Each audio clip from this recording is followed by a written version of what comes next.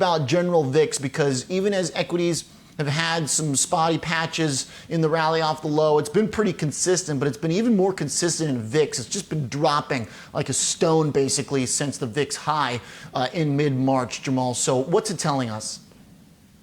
Yeah, it's interesting. I mean, we were last here, what, March 25th, so near that peak panic area. And long vol and long gamma is really what's been working as far as trading has gone over the last month or so. But global index volatility, like you said, it has come in meaningfully. I mean, but you have to keep it in perspective. I mean, we're still looking at a VIX at around a 31, 32. 32 means 2% daily moves on the SPX. So yeah, vol has come in meaningfully, but look at what's happened. I mean, the unemployment has gone from 3.5% decade lows to now close to 15%. We'll see what that number is like next week. Fed has dropped rates from 2.5% to 0%. Gold has gone up 30%. Oil is down 70%. And yet with all of that, when you look at where the market is today, we're down 10%. So it's pretty interesting what has happened during those time periods. I mean, there's a lot that's been going on, right?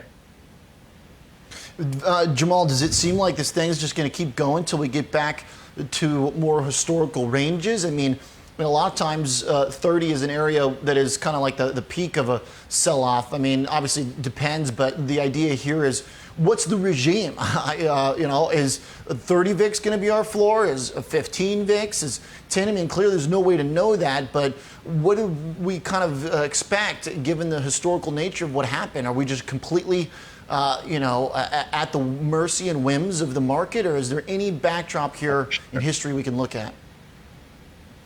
I mean, we're in no man's land. I mean, it's interesting because when you look and see, when I was last on, 10-day realized volatility on the SPX was 118. Today, it's around a 34. We'll see well, yesterday was a 34. We'll see what it closes at today. A week before that, it was at a 44. A week before that, it was at a 50. So, I mean, we've seen how things have moved around. And when you look at VIX right now, when you look at what's going on, the term structure is in backwardation, but it's kind of flat across the range. And so really what that's showing you is that virus data and a lot of the data that we're going to get out of these reopenings is what's really moving the market currently. So we really have no idea. I mean, we know Q2 earnings are going to be terrible. We know that that's going to come. What is it going to look like going further out? And I think that's the thing that's hard to figure out for the time being. So I think that's why you're going to see VIX still at this is still considered elevated level, people. Don't forget, VIX 30 is, not anything to sneeze at. So like I said, I mean, VIX 32 is 2% daily moves. And so the reason why you get that is basically when you take the square root of the trading days in a year, which is 252. So let's just call it 256. Square root of that is 16. When you divide that by the VIX number, that's how you get the move. So 32 divided by 16 is 2% daily moves. So that's where we get that from. And so I think what you're going to see for the time being is VIX is going to stay at this elevated level until we get some news that says, contractions aren't happening as much, or just, I think it's really driven by virus data right now. And right now, those 2% moves are largely happening to the upside, of course, over the last couple of weeks. Jermal, is it a painful environment for those who are owning options and have exposure to the VIX that is basically decaying right now? I mean, if you look at volatility at 30, and traditionally you might say, okay, this is an environment where volatility is elevated, but when we keep dropping every day, I imagine you really have to be able to hit your mark when you're trading. I mean, you really got to hit it on the nose, right? If you own puts or you own calls, regardless, if you're the owner of volatility, does it make it tricky? It makes it tricky, but kind of like what you said, you almost have to hit it on the nose in a way. But however, yes, you're correct in that the volatility coming in is painful for option owners. However, options have been moving, or I should say stocks have been moving. And so you're getting that move often to be able to monetize the option that you own, whether it's calls or puts. Now, that doesn't mean your option can't move away from you. You could be long some calls one day on something that moved up 3%. And if you didn't take that gain, it could equally move down 3% or 4% the very next day. That's the kind of movements we're getting in stocks. So you have to monetize your option currently. And so, like I said, long gamma, long vol has been working. If you're long options, it's been a good thing for you. But if you haven't capitalized on closing out your option ahead of time before the move on the opposite side, well, then you lose. And that's not necessarily because of volatility. I should say directly, that's just more because the move has happened against you. So you've been able to monetize the moves that have happened with long options. And, I think it's been beneficial for people being long options currently. What is the futures curve right now for VIX tell you, Jermal? We were just looking at it. I mean, it's basically a straight line down, where it's a pretty unique looking situation. Normally, this thing slopes upward, and you say, okay, the volatility in the short term is a little bit more peaceful. In this case, it still looks like, according to what this is pricing in, basically is a return to normalcy. So I guess barring some unforeseen surprises, we should just expect us to slowly get back in line with a more type of contango shape that we're used to. Yeah, I mean, it depends on, again, it depends on the virus data. And so right now, what it's telling me is that you can expect some volatility, at least for May, June, and maybe July. It depends on what these reopenings look like and how our process is for that.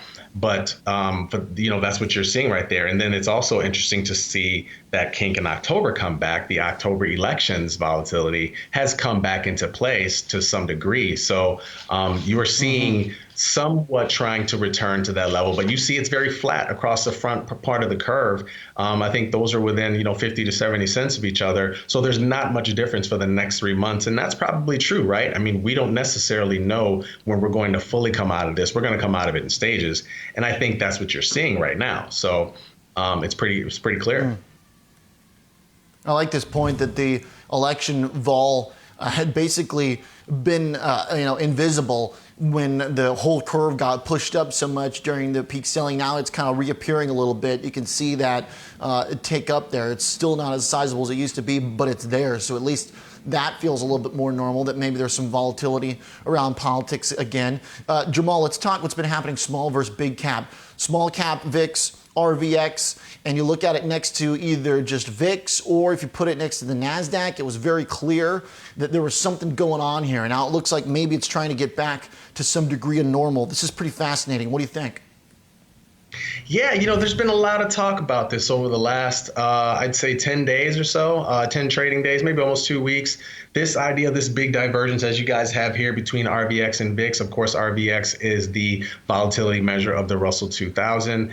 And you could see this big divergence between them. I think they decoupled originally around the 27th. The Russell 2000 and SPX decoupled originally around the 27th of March. So 2 days after you and I originally talked, because prior to that, everything was a correlation of one. Everything was basically moving in the same direction.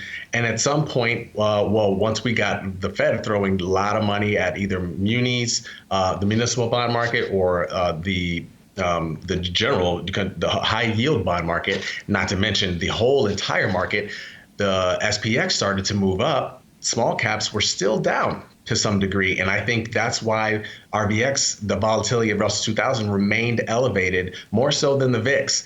And over the last 4 days, we've seen a big move in small caps. And we've seen the reason why. We've seen those Russell 2000 stocks move up. We've seen volatility come in the RVX. But typically, you will see RVX trade at a premium to the VIX. It was just a huge premium 2 weeks ago. We've seen that come in to some degree. Given that the strength was even more pronounced on the way up in the NASDAQ, if we look at RVX and the spread to VXN, the NASDAQ VIX, you clearly see where that spread got way blown out. Now it's trying to get back to something normal. Jermal, do you see people taking advantage of this? We've had a few guests on our show that have mentioned this as well, basically saying, look, you can take advantage of the way NASDAQ had moved to such a degree by buying some of the NASDAQ vol and selling the Russell vol and kind of playing the two against each other. Correct. And, again, that gets back to this correlation theory where when things are moving together, when the names are moving, the same as the index, or everything's sort of moving in the same direction, you can look at an opportunity to take advantage by selling that index vol and then buying the components. And I think, and I could be wrong, but that trade is probably slowing down a little bit for the right now as we've entered this realm of, I'm not sure exactly where NASDAQ is, but SPX being 2,900. I mean, that's a decent sized level. That's not too far from where we were at the end of the year. So, I mean, I think the end of the year was around 3,200 or so SPX. So we are in a no man's land right now, I like to call it, because we're not sure if we're going to go up another 100 handles or back down 100 handles. What will be the driver of that? I personally don't think it'll be earnings. I think it's virus related data. We know earnings are going to be terrible. We also know economic data is going to be terrible because of what we just came out of. So going forward, what's it going to look like? I think you're going to start seeing some people unwind a few trades. You and I talked about this a little bit yesterday. We saw a big unwinding in the NASDAQ yesterday, even though we had these 5 big guys that are going to present starting today with Google. You saw a little bit of that unwind. You saw a little bit of profit taking with the NASDAQ names, and they rolled that into the small cap names. We'll see what happens today, but so far it might be the same type of trade. I know some NASDAQ names were bid going into the market open here, but Russell 2000 is already up 4%, close to. So we'll see. Well, I'm sorry, 3%. So we'll see what happens today. This is a great market to trade in. I mean, there's a lot going on, right? It's an interesting time. Oh, big day. And maybe we'll see what happens if the window cleaners at your place, if they'll show up. I mean, I don't have any. I just have a normal background here, but you always have some cool stuff going on in your house. So, maybe we'll see what happens with that.